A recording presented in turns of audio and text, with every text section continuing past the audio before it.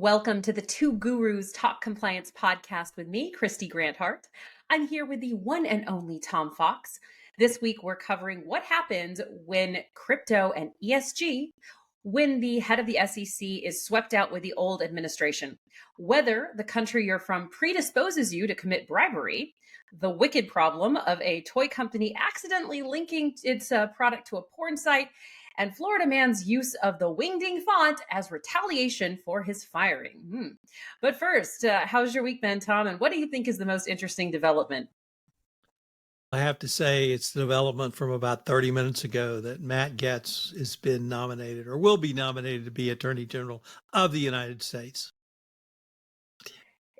It will be very interesting to see what the enforcement priorities are of that Department of Justice. On that note, how about we talk about what happened, will happen, or is going to happen to the SEC? Let's do our prognostication. I don't think this one's very far off. Go ahead, Tom.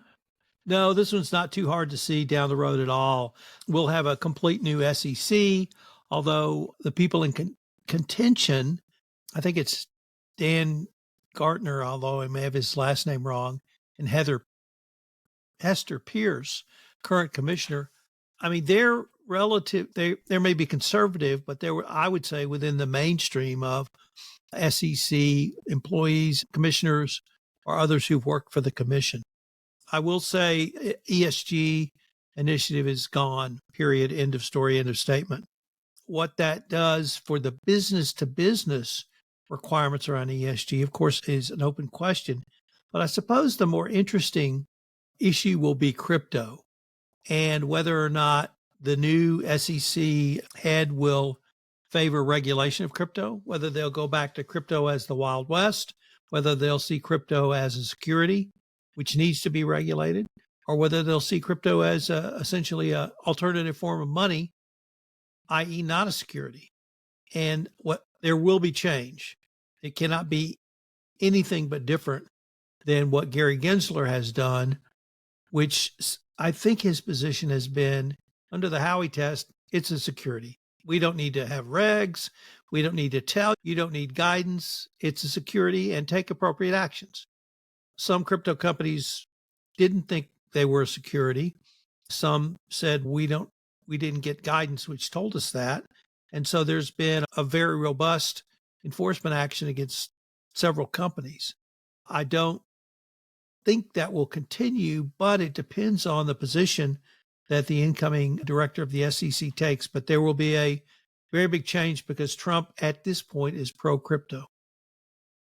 Yeah, I mean, Gary Gensler, who is for the next couple of months, the current SEC head, the head of the SEC, he's really had a remarkable stint there, trying to bring in ESG climate disclosure rules, really forcing a lot of cases against the crypto environment. And some of that is really pending of what is crypto going to be. There was obviously a large push on the Republican side by crypto companies. And so it'll be very interesting to see what happens. I mean, I was talking to Joe Murphy, who we'll talk about a little bit later, the godfather of compliance. And he just said, look, insider trading is still going to be prosecuted. The basics are still going to be prosecuted the way that they normally would be. Do you agree with him, Tom? Do you think that's true? I think that's true. I don't think there'll be any cases sort of testing the limits or testing the boundary. And the one that came out today, so it wasn't in our prepared text for show notes, was that SolarWinds has broken off settlement discussions with the SEC.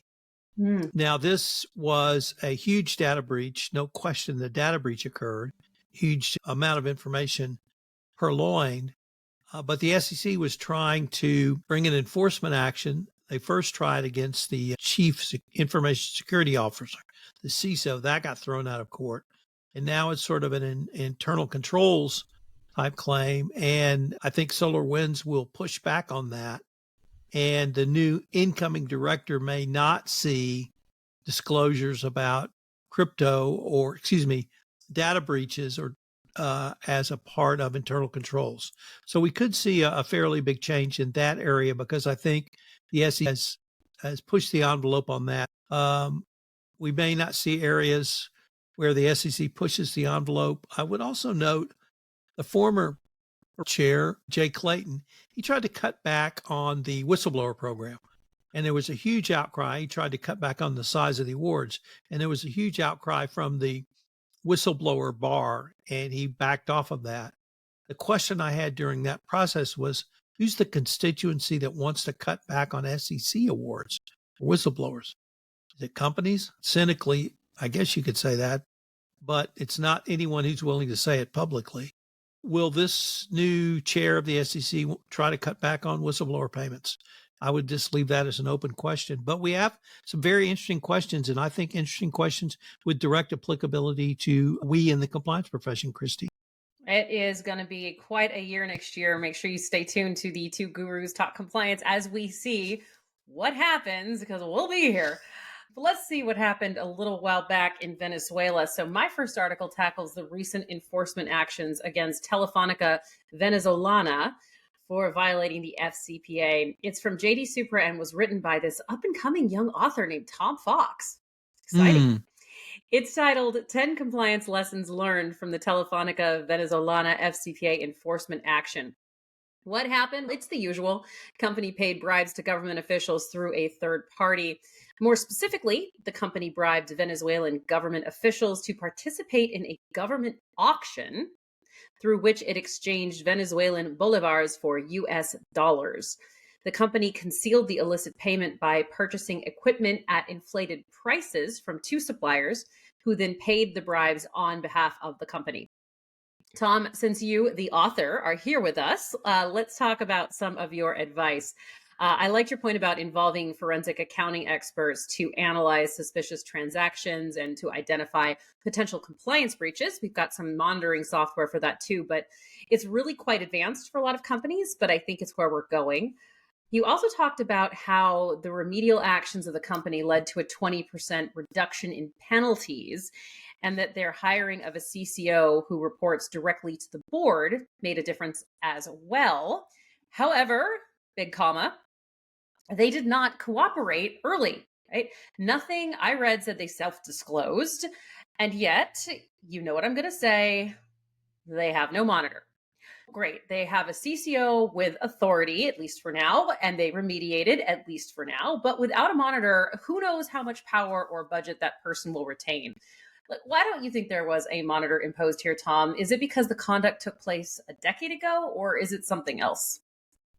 I think that's part of it, Kristy, but I really like to explore some of those points because that's what I thought made this enforcement action interesting. And I would note that my English wife would have called the author of that article dodgy.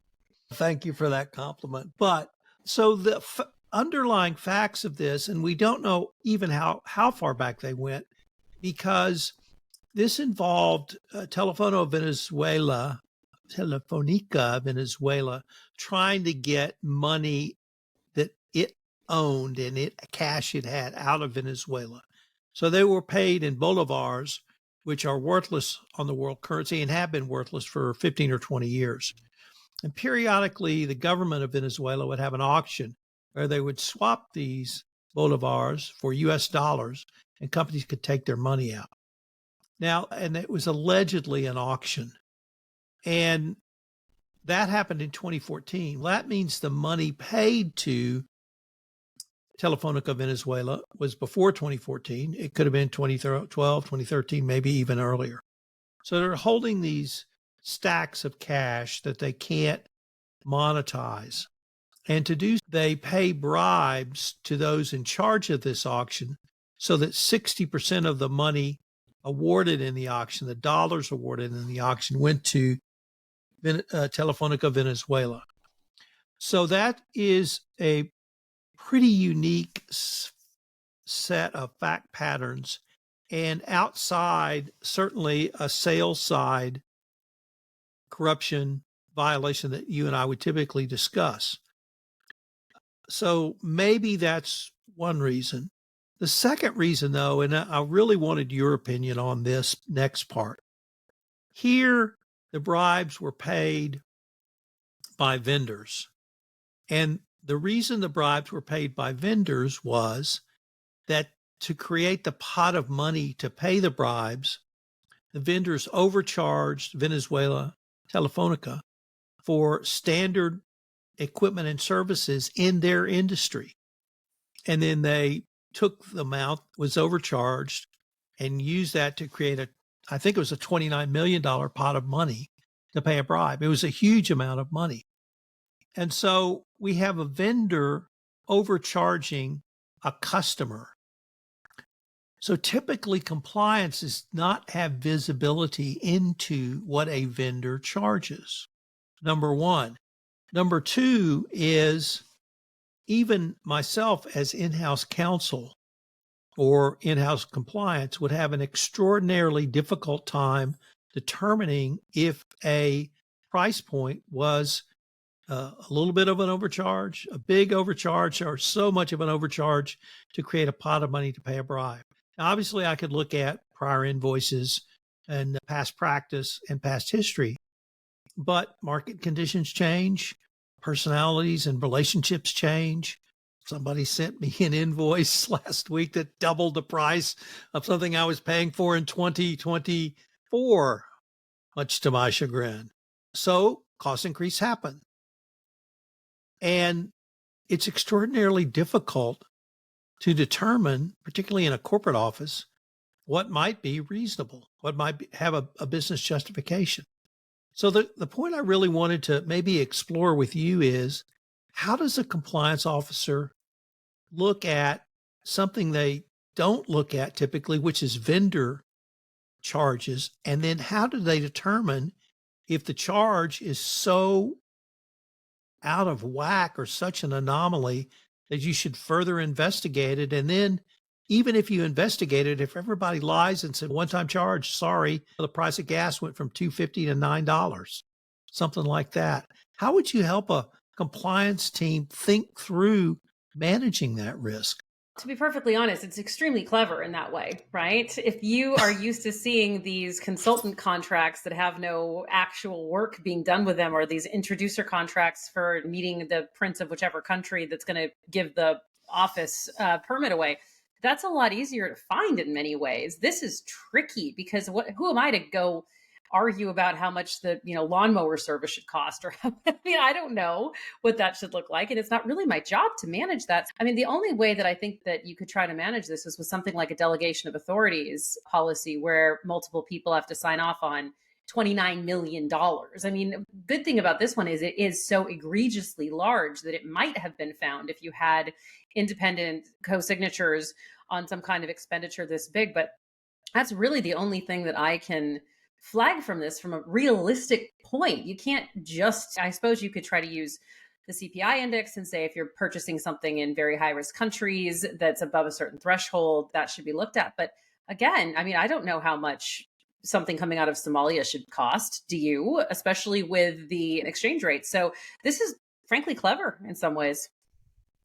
And the other point is, once again, you and I typically would deal with a bribe paid on the sales side of things to garner a contract or a benefit. Clearly, a benefit was obtained here. But how often in the role of a compliance officer would you look at something like cash on hand in a subsidiary? And are we able to get that cash out? Maybe that's a risk, and you could say it's a risk and you should look at that. But typically that's going to be buried in a finance department so far away from the compliance professional, they would never even hear of this to even look at it. The other thing is, I've been struggling with it. It is a benefit clearly covered by the FCPA, but I've been trying to think about, how would you categorize it as a risk? Does compliance now need to look at these things? The closest FCPA enforcement action I could think of was, I think it was 2017, but maybe a little later, ADM got into trouble in Ukraine because they paid a bribe to get a tax rebate out. It had been awarded but not paid for several years. This was far before the war. And so they paid some bribe to get money they were due out, either quicker or just out. But that was really the closest thing I could come up with to analogize this. It's just such a unique set of facts. And there really is a point to all this, answering the question you posed to me, which was, why no monitor? Maybe all of this was so unique that the company either had or put in place, because they had a prior FCPA enforcement action in Brazil, a sales side risk focused FCPA or anti-corruption compliance program. And this is just such a unique series of events that they did think a monitor was needed.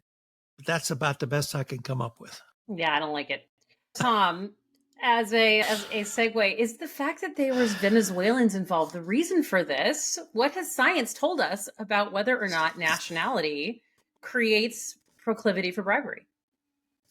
So this was a really interesting article, and it's from a publication. Let's see if I can pull it up, called Elpais, Elpais. Sorry if I mispronounced that. And they basically looked at what is the science and psychology behind corruption. And what they found was it's not the bribe payer that drives it, it's the bribe recipient. And if you're in circumstances where people will either demand or accept a bribe, that's when the risk of a bribe goes up. And Kristy, when I thought about it, it gave me some comfort that the focus, certainly you and I would have, is correct. And that focus is, if it's high risk, if it's a high risk jurisdiction, if it's a high risk business transaction, and we can say, if we go back to Venezuela, you have a double, because you have Venezuela high risk and you have a high risk transaction because you're dealing with government officials. That means it needs to be managed closer. So if you take what this study concluded, which is it's really the bribe taker that drives the discussions and actions, it's not the potential bribe payer, at least 95 to 98% of employees, then you manage that transaction by putting greater scrutiny around it and oversight around it and controls around it. That was their conclusion. And if I correctly stated their conclusion, I drew some comfort that our risk-based approach is actually the approach you should be using. Did you have a different idea or approach based on that article? Yeah, I did. I thought the most interesting thing about it was their experiments putting people together from what are perceived to be high and low risk countries according to the CPI index. Because there is a perception sometimes that if you are, as they said, New Zealander, or if you're Dutch, that you are not susceptible to either paying or accepting bribes. Whereas if you're from one of the sub-Saharan African countries, or one of the ones that tends to get the worst scores, that you are essentially culturized to it, right? And so that's not what they found. As they were doing the experiments, they found that it was much more about environment than it was about wherever you were raised, which I think gives some credence to when America, which is typically not considered to be terribly corrupt, Americans are sent to places where bribery is common, and that becomes something that they're engaging in, and they end up with FCPA cases against them. That makes a lot more sense if you're in an environment where those things are normalized. And so I thought it was really actually very powerful to say, this isn't about the culture and the individuals. This is about the environment that they're in specifically, and that influence much more than where you're from. Yep, totally agree. Okay, let's come back here to the States and move on to an article posted on a publication I haven't seen before, which is called LEGALDIVE. And it's titled, DOJ has received over 200 tips since launching the whistleblower program. So the article reports on the recent speech by Principal Associate Deputy Attorney General, that is quite a long title, Marshall Miller, at a compliance conference in New York. At the conference, Miller praised the pilot whistleblower incentive program as a big success. He noted that 200 tips have come in since August, when it was launched, which is pretty remarkable for a brand new program. The 200 tips represent twice as many tips as the DOJ got in the entirety of 2021, which was obviously before this pilot program was launched. People who report information to the DOJ about certain corporate crimes can get a big old windfall if the information isn't yet known to the government and leads to a successful resolution. However, there were a whole lot of people talking smack on the whistleblower program in this article. Two experts noted that since the DOJ doesn't guarantee a monetary award, people aren't going to want to report and put their lives and careers on the line. So what do you think, Tom? There were some pretty strong quotes in there about how they thought this was not going to happen, not going to work. Do you think that the lack of a guaranteed award is hindering or going to hinder this program? I guess, Kristy, I focused on the 200 tips. And I think your starting point was that's just incredible. I think Nicole Argentieri said the first 6 weeks was 100. So here we are 4 weeks later, 6 weeks later, it's doubled. And if we're looking at that number every 6 weeks, I think it proves the efficacy of this program. Now, what happens under the new administration, of course, is an open question. And if the DOJ does not keep or treat whistleblowers right, I think there will be a backlash. But at this point, I just see nothing but success and positivity for the DOJ. But as you correctly note, proof will be the amount paid out. Indeed. Let's go to another government agency that's probably have some major shifts to it. What about FinCEN? What's happening there? I'm really going to be interested in your personal observations on this point.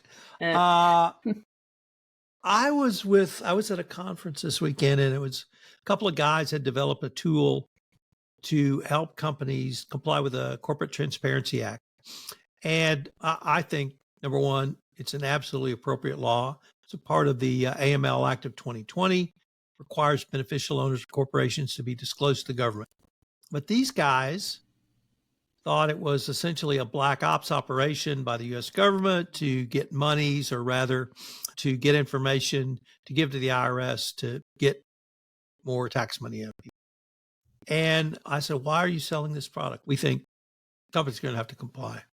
Like, yeah, but how are you going to do that when you're, say, black ops in the same sentence? So query, I don't know if they're going to be able to sell any of their tool, but their tool is pretty slick. I had no problem with the law. I have no problem with the way it's been enforced. I wish Treasury had done a little bit more. I've struggled like you have, I think, perhaps with the personal work I've done for my family corporations. But I just think we're 50 days away, I think now, from a go live, and 4% of U.S. corporations have completed the information. And it's not because people don't know about it, although apparently a lot of people claim they don't know about it. So I fully disagree. I think that nobody knows about it, unless, even if you read the Wall Street Journal, it's difficult to know about it. I had it on my calendar that I needed to do it. I think that the heart is in the right place. It was interesting to me looking at this article. I'd not heard about the real estate transactions, where if a corporate entity is purchasing a real estate transaction in all cash, there's going to be reporting requirements for that as well, about who's the actual buyers behind it. I don't know. So there is a lot of cost benefit here, right? There is so much information being collected. You got to put in your passport or your driver's license for every transaction. It has to be approved. All of your owners have to do this. It is onerous, is what I'm saying. We have to do this in the UK as well, but it doesn't have all of these identity requirements. And I did this. So Jonathan and I own investment property in the name of corporations. We also have different Spark entities that hold different pieces of our business. I spent several hours on these disclosures for FinCEN. And look, I'm an attorney. I'm pretty good at forms. I found it extremely confusing the first time I got there. But honestly, I'm not sure that this is the right way to do this. And there's so much information. I'm not a person thinking it's black ops for IRS tax purposes. I just wonder if only 4% of corporations have complied. And I'm a member of small business groups. None of them have done this. They don't know it's due. They don't. I think that it's $500 a day as a penalty for getting it wrong or not finishing it. I think they're going to have to end up with some serious extensions, and also people needing a lot more information about how this works. So I'm just not convinced. I wrote about this 18 months ago. You're a compliance expert, sir. I mean, come on. Seemed logical to me. So that's all right. We can agree to disagree. We frequently do. Let's move on to a UK. We were just talking about a UK-based friend of mine whose name is Keith Reed. Hello, Keith. The article he published was in the fantastic Ideas and Answers newsletter. So earlier we talked about Joe Murphy, the godfather of compliance. It's his publication with several other people. Just go sign up. It's awesome. This article was titled Retaliation: The Reality from Passive Policies to Data-Driven Active Anti-Retaliation Programs. So the article dives into a simple way to use data to identify places where retaliation is likely. So Mr. Reed goes back to his days when he was a chief compliance officer, where he took the names and personnel files for each of the whistleblowers in his company, and he tracked several factors to create essentially a risk assessment for each. So he looked at things like the percentage of pay increase they received compared to others in their department, looked at their bonus amounts, whether they were promoted, their scores on internal annual reviews, and whether they were allocated a fair amount of overtime or shifts. He found that two of the whistleblowers had a high risk of retaliation based on the fact that their pay raises were lower and they had poor annual reviews. So the simple data was driving an understanding of where retaliation is likely to happen in the future, which led to things like more training and more vigilance on the part of the company in those areas. So I love, Tom, how clearly Keith Reed lays out the steps he used and how it wasn't some fancy, data system trying to find obscure information. It was a personnel file and pieces of data he could plot for himself in a very simple chart. What do you think of this method? First of all, he's our friend, not your friend. I've worked with Keith Reed since 2017. I imagine you're friends with Joe Murphy too. So there we go. I am. But while Joe is clearly the godfather of compliance, Keith may actually be the godfather of whistleblower anti-retaliation. He did exactly what you described at British Telecom when he was a CCO, I think starting in 2013 or 2012. And he was the first person that demonstrated through data that retaliation occurred. It was not anecdotal of something happened. And he was really the first person to start talking about this that I was aware of. He's written a book on this, and he really is one of the leading thought leaders in this. And what I love is this data-driven approach that you exactly laid out. And then all of us can then take these factors that Keith has suggested and add our own factors about what might happen in a corporation. And then we can refine that, I think, to more, you might call it qualitative factors, but things like, are they invited to conferences? Are they invited to other events? Do they receive the same types of learning opportunities that their peers learn? Do they receive the same opportunities for meeting with clients and customers? So, some of the things that may seem more subtle, but can be equally invidious towards your overall career. You're absolutely right to cite this article. Keith is a great resource on this point and really one of the leading thinkers and articulators of how retaliation happens and, more importantly, how you can try to fight it. Nicely done, Keith. All right. We don't normally talk about porn issues here on Two Gurus Talk Compliance. Why is that in our list today, Tom? Until Matt Gaetz was nominated for the Attorney General's office, certainly not. To be the Attorney General. This is, if I had told you the story, you would have just laughed at me and said, no toy company can be this stupid. And what Mattel did is they had a couple of dolls around the Wicked movie. And on the packaging, they were trying to cite to a link to the Wicked movie website. And somehow they got it wrong and they cited to a porn website. Now, for the 3-year-old who got the dolls, probably okay. But anybody older than that who's got 2 thumbs or 1 index finger who can work a keyboard, this is as bad as it gets. This is just, and it's the stupidest, dumbest bad. I've had friends say, oh, somebody did this intentionally, and I refuse to believe that. I believe somebody just made a major foobar on proofreading.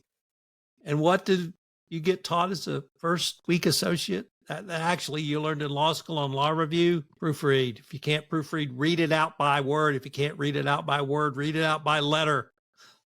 So this was an unforced error, as you can get. Mattel has said they're very sorry. And maybe this won't make a difference to their stock price because they're still Mattel at the end of the day. But God, what a huge black eye. Yeah, it's not good. I mean, every time we send out anything here at Spark Compliance, we double check all the links, making sure that they work. It is unfortunate, but also in its own way, slightly funny. All right, let's move on to some career advice beyond proofread, and check your links. This article comes from the Wall Street Journal and it's titled Connect with One Old Colleague or Boss. And the subline is a quick guide to rekindling a business relationship gone dormant and why it's important to do it. So the article dives into the delicate art of heating up a cold business friendship from the past. Recommendations include breaking the ice by telling the person you were thinking of them and why. So examples given in the article was, I still think about how valuable your perspective was at meetings, or I was just at that Chinese place where we used to get lunch and it made me think of you. Side note, be careful that some of these don't come off as flirting because some of the examples seem like they could be perceived as overly friendly. However, moving on, the article reminds us that our network needs to be nourished, and that includes contacting old acquaintances at least annually, which is their suggestion. Also noting that holidays are always a good reason to contact folks you've lost touch with. A simple note saying, I was thinking about you and wishing you a very happy new year can definitely go a long way. So I'm curious, Tom. I stay in touch with basically everybody that I've ever known, and it's kind of a superpower for my business that it's just natural to me to keep touch with folks. Is that natural for you? Are you a big connector? When you've been in one area of practice for 40 years, I think by definition you are.